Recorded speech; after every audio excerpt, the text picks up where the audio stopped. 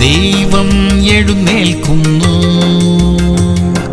മക്കൾക്കായിറങ്ങിയിടുന്നു. പലവിധമാം പ്രതികൂലങ്ങൾ പല വഴിയായി ചിതറിയിടുന്നു.